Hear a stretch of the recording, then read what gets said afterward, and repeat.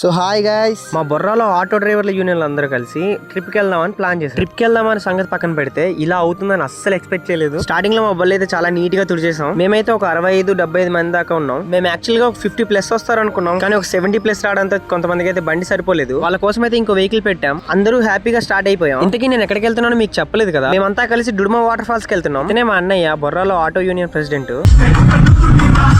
అలా OG songs వింటూ మేము అరకు ఎంటర్ అయిపోయాం. అన్న చాలా కష్టపడుతున్నాడు. మేము ఎర్లీ మార్నింగ్ స్టార్ట్ అవడంతో మేము ఇంట్లో టిఫిన్ చేయలేదు. మేము అరకులో వెహికల్స్ అని ఒక పక్కన పార్క్ చేసి పక్కన సిటీ రెస్టారెంట్ లోకి అయితే వెళ్ళాం. టిఫిన్ చాలా బాగుంది. టిఫిన్ చేసేసాక మేము కూరగాయలు కొనడానికి అయితే వెళ్ళాం. డ్రైవర్లకి ఫుడ్ ఉండడానికి మేము ఇద్దరు వంట కుక్కలను అయితే తీసుకెళ్ళాం. విత్ డేక్సాలు కూడా. మా వాళ్ళు చాలా కష్టపడుతున్నారు. నాకు హెల్పింగ్ నేచర్ ఎక్కువ, అందుకే హెల్ప్ చేసా. టైం 11 అయిపోయింది. మేము ఎక్స్పెక్ట్ చేయలేదు. టైం అయిపోతుందని మేము అక్కడ నుంచి స్టార్ట్ అయిపోయాం. మా వాళ్ళు మా కోసం కొంచెం ముందుకు వచ్చి వెయిట్ చేస్తున్నారు. ఇదే అరకు పైనరీ. వెళ్లే దారిలోనే మా వాళ్ళు మూవ్మెంట్ అంతా స్టార్ట్ చేశారు. వాళ్ళందరినీ మేము ఒరిస్సా బోర్డర్ లోకి అయితే లాక్కొచ్చేసాం. ఇక్కడే అసలు ప్రాబ్లం స్టార్ట్ అయింది. అందరూ చాలా హ్యాపీగా వెళ్తున్నాం, కానీ అప్పుడే ఇలా జరిగింది. ఒక అన్న మా బండిని అయితే గుద్దేశాడు. పార్ట్ 2 లో ఏం జరిగిందో చెప్తా, సబ్స్క్రైబ్ చేసుకోండి.